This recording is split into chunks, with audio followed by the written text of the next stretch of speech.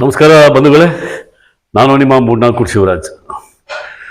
ಬಂಧುಗಳೇ, ನರೇಂದ್ರ ಮೋದಿಯವರು ಪ್ರಧಾನಮಂತ್ರಿಯಾಗಿ 10 ವರ್ಷ ಕಳೆದಿದೆ.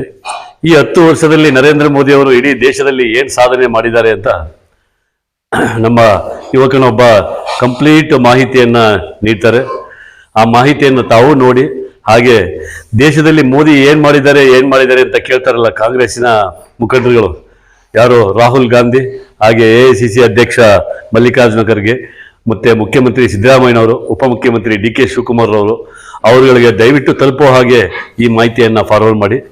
ಒಟ್ಟಾರೆ ಕಳೆದ 10 ವರ್ಷದಲ್ಲಿ ಇಡೀ ದೇಶಾದ್ಯಂತ ಹಾಗೂ ಜಗತ್ತಿನಾದ್ಯಂತ ಭಾರತದ ಬಾವುಟ ರಾರಾಜಿಸುವಂತಹ ಕೆಲಸಗಳನ್ನು ಮಾಡಿರುವಂತಹ ನರೇಂದ್ರ ಮೋದಿಜಿಯವರನ್ನು ಕೀಳಾಗಿ ಮಾತಾಡ್ತಾ ಇದ್ದಾರೆ ಕಾಂಗ್ರೆಸ್ನವರು. ಅವರ ಕೀಳು ಭಾಷೆಗೆ ಮತ್ತು ನರೇಂದ್ರ ಮೋದಿಯವರನ್ನು ಅವಮಾನಿಸುತ್ತಿರುವ ರೀತಿಗೆ ನಾವೆಲ್ಲರೂ ಸೇರಿ ಇದೇ 26ನೇ ತಾರೀಕು ನಡೀತಾ ಇರ್ತಕ್ಕಂಥ ಚುನಾವಣೆಯಲ್ಲಿ ಇವರಿಗೆ ಉತ್ತರ ಕೊಡೋಣ ನಾವು. ಅದಕ್ಕೆ ಮುಂಚೆ ನರೇಂದ್ರ ಮೋದಿಯವರು ಕಳೆದ 10 ವರ್ಷದಲ್ಲಿ ನಡೆಸಿದ 100 ಸಾಧನೆಗಳನ್ನು ತಾವು ನೋಡಿ, ಮತ್ತು ಕಾಂಗ್ರೆಸ್ಸಿನ ಮುಖಂಡರುಗಳು ತಲುಪುವ ಹಾಗೆ ದಯವಿಟ್ಟು ಈ ಮಾಹಿತಿಯನ್ನು ಶೇರ್ ಮಾಡಿ. ಧನ್ಯವಾದಗಳು.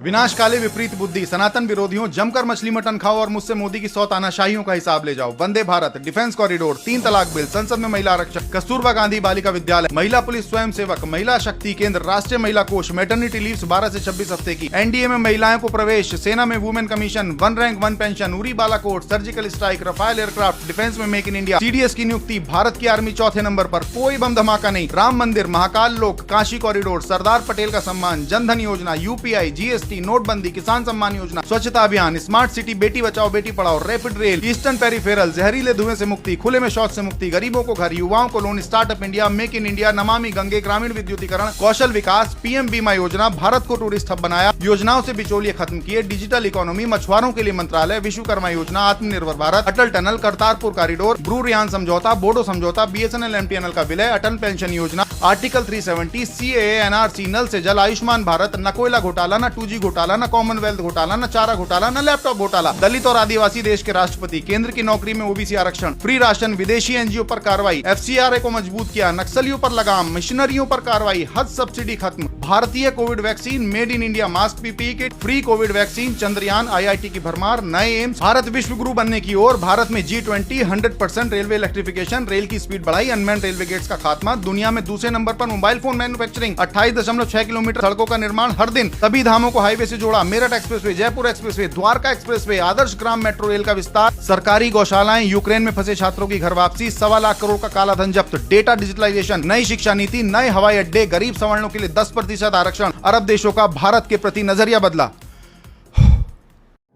ಬಂಧುಗಳೇ, ನೋಡಿದ್ರಲ್ಲ ಎಂತೆಂತಹ ಸಾಧನೆಗಳನ್ನು ಮಾಡಿದ್ದಾರೆ.